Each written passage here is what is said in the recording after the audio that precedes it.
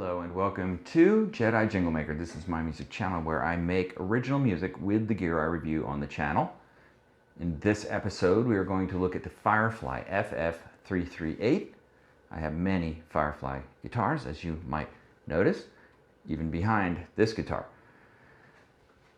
This is a very interesting guitar in my opinion. I couldn't resist getting one. I'm going to tell you about what I like about it, what I don't like about it, what I'm going to change about it, and would I buy one again? Would I recommend it to a friend? And my rating at the end of this video. So stay tuned all the way so you can hear all the features and all my plans for this thing, which will be in another video that I hope you will stay tuned with notifications turned on to check out, where I modify this.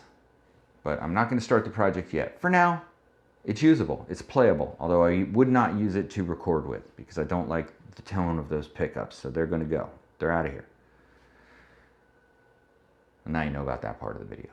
So anyway, let's dive right in. But before we get into it, please subscribe, like, and leave a comment if you have a Firefly, if you are thinking about a Firefly, if you have a comment about this Firefly, good, bad, and different. Otherwise, let us know. Get involved in the comment, and I'll see you at the upcoming live streams, which I have planned for performance coming up very soon on the channel.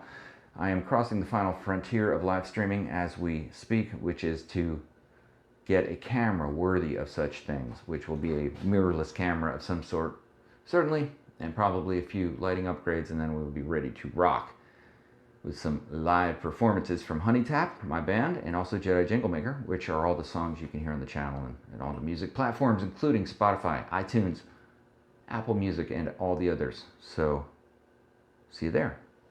What a guitar. These Firefly semi-hollow body guitars are very iconic in the inexpensive guitar world. I call it inexpensive guitars, to be respectful. I love inexpensive guitars.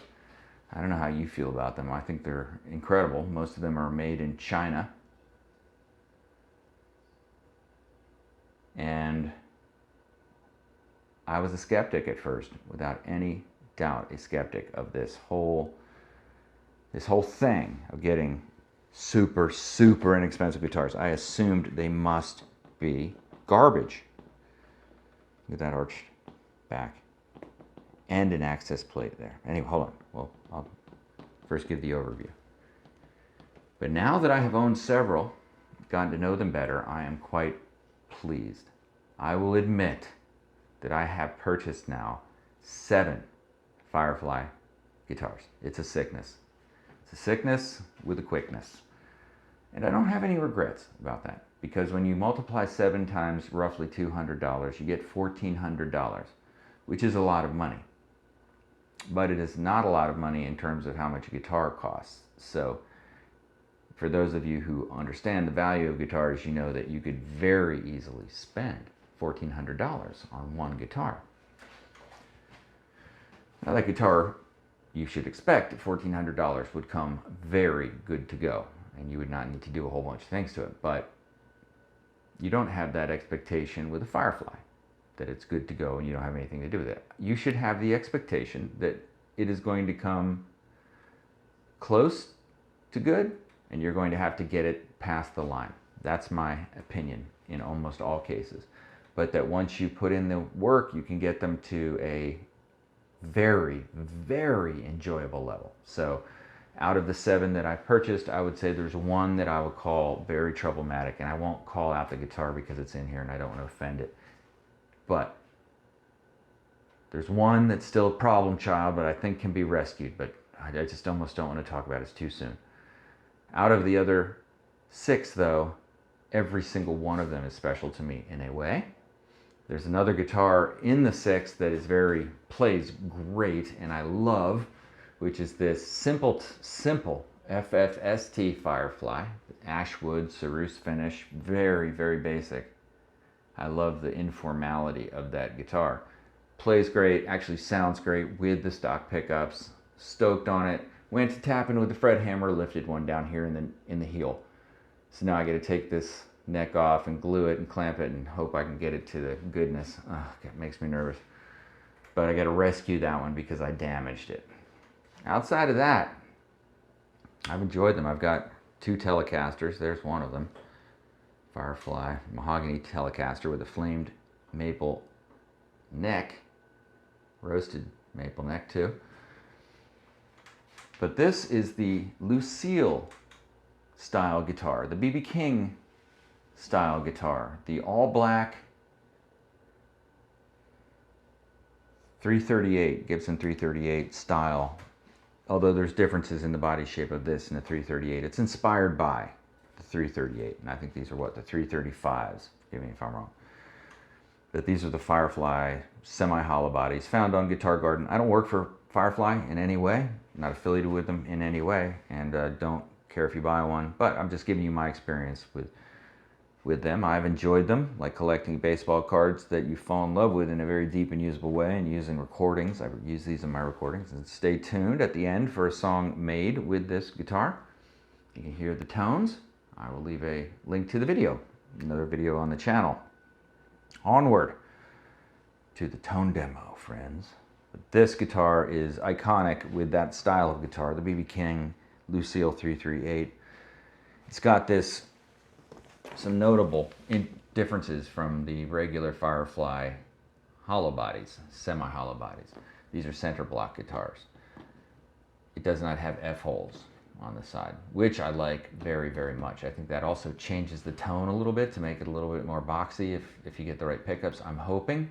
Who knows, maybe that's a fantasy. By the way, I polished this up prior to making the videos because it is absolutely covered with fingerprints.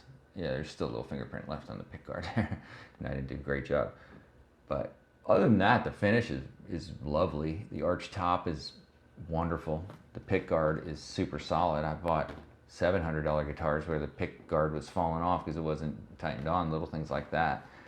The bridge seems to work quite well. It holds tune fairly well right out of the box. So it did have major neck adjustment need, which I executed, and now it is quite nice. But this thing, the Variax tone switch, it's theoretically a 5-position switch which you could use to tune into some 5 different tones. But in my opinion, all it does is make it quiet. So it's like a weird volume switch, but only in part of the tone. So my plan is to cut the wires to this in my future modifications and simply leave it as a memento of the past. And that's the joy of modding guitars. You can do whatever you want, and you just make it a phantom switch. Get it out of the equation completely, and then just go to 4 knobs. And the way I want those 4 knobs to work on my new configuration, forget how they work now, it doesn't matter, but they work good enough. You know, there's a tone and there's volumes, is to have volume, volume, tone, tone. So volume and tone for this one, volume and tone for this one. And then this just switches in the three positions, this, both, and that. That's what I'm going to take it to. Right now it is what it is, but I'm going to put new electronics into this thing while I've got it open.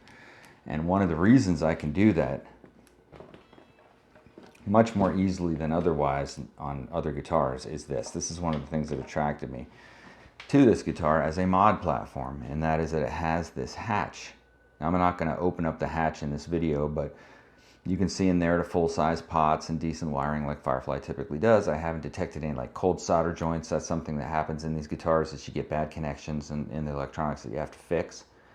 Very easy to do if you have a solder gun, and you can just kind of troubleshoot it, just redo the connections. You typically can fix that stuff, but this will allow me to remove all the electronics fairly easily. As you can see, it's right on the other side of where all the electronics are. And that is a huge help. And then it's just a matter of fishing these wires through to that cavity, which makes everything far, far easier. So take out these pickups as well. And I got replacement pickups.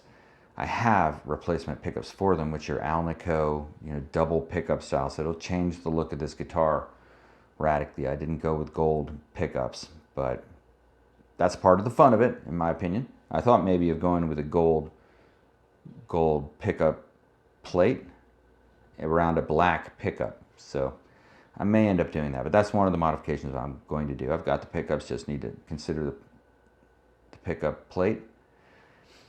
I don't know if I'll change these. What I would change them to would be a roller style. Get something maybe slightly wider to give me a larger range. But you can see I was able to intonate this guitar fairly well with it not reaching the end of those slots. That's always what I'm very concerned about. This neck is very nice in terms of the fretboard, but it had major bow in it that I had to take out of it, and it took me a little while to get it exactly right. Of course, when you're doing something like that, you've got to have something like this. In this case, I would use this is a Music Nomad tool. I'll leave a link in case you're interested. I would use this one. This is a 24.7, and this simply allows you to gauge the flatness of the, and you can see maybe that there's just a bit of relief in the neck on that one. And that's what you want, just a slight amount of relief, just not too much. And then you can adjust the saddles, which the saddles are easy to adjust height-wise in terms of just these two nuts. That's the one disadvantage of the Les Paul style setup, is that you don't have the individual setting for each string, but you have the arch in the bridge itself, and then you just raise and lower by these two nuts, which in this case is done with a tool that you'll need, which is something like this, in case you don't have one. That's the one I use. It's another Music Nomad situation. You go in there and you just basically then can hook on, see it's hooked on there, and then turn. And that's how you raise and lower both sides without mangling it. And I've had to do that as well. At first I was a little freaked out because of the thing I had never encountered in a guitar of mine before, just because of the type of guitars I typically get, like Stratocaster style. And that was neck dive. This one had borderline neck dive, not drastic, but just a little bit. For some reason, this neck, which you can see has a beautiful volute. I actually like that little Firefly symbol there. The volute is beautifully carved into the neck, but this is an actually fairly heavy neck, and it's probably going to get heavier when I put on better tuners on it, which I'll talk about here in just a moment. But I'll take it. It doesn't bother me. It just makes it kind of interesting in terms of my guitars. On one of the older Fireflies I got, my Les Paul, it had issues with these inlays raising up from this fretboard. On this one, nothing like that, and the fret ends are just absolutely beautiful. Another thing I plan to upgrade, of course, are these tuners. And I'll say something about these tuners, and that is that they are absolutely great. They have worked fantastic. I have no complaints with these tuners. I've gotten Fireflies with horrible tuners a couple times.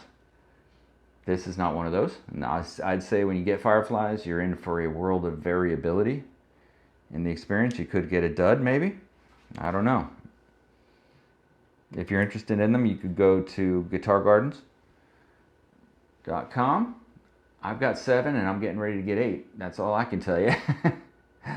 So I think they're a lot of fun, and I like tinkering on guitars, and I use them in my recordings, so I hope you go check that out in the recordings. But there it is, the Firefly FF338, which is a beautiful variant on a classic by B.B. King. You feel like you're playing B.B. King when you turn on a backing track for some deep blues and play along with it on this guitar, even if the pickups sort of suck. And why not have them sort of suck? Because then you learn how to replace them and put in any pickup you want in the big entire universe, and you can wire the knobs however you want. You could just not use any of the knobs and put one volume knob and have them both go in, or you could just have it so that you have the 3-way switch and no tone. You could, back in the 80s, the thing was to just have the volume knob, max tone, one humbucker. So you can do anything you want, whatever the imagination. Granted, I'm talking to myself now as much as I'm talking to you. Who knows what I'll put in there? The sky's the limit. The world is my oyster. And I think a little less gold in my world would be good with the black pickups. I think the gold outline would be too much.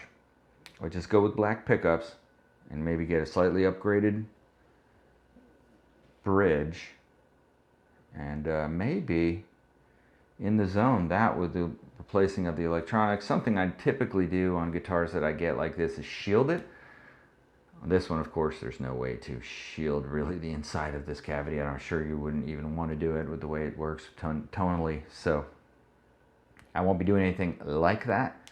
But now we get to the end of the video where I tell you, would I buy this guitar again? And I will tell you, yes, I would.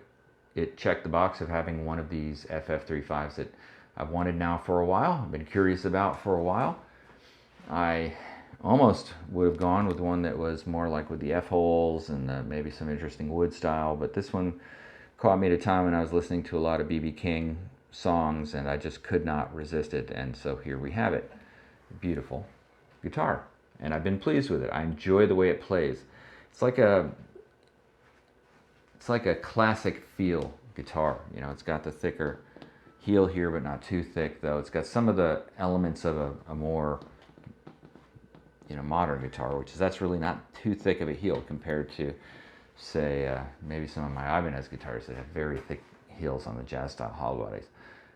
Either way, this is a fun machine, one that I plan on using a lot, and I hope you'll stay to the end of the video to listen to a song made with this guitar. Thanks for watching.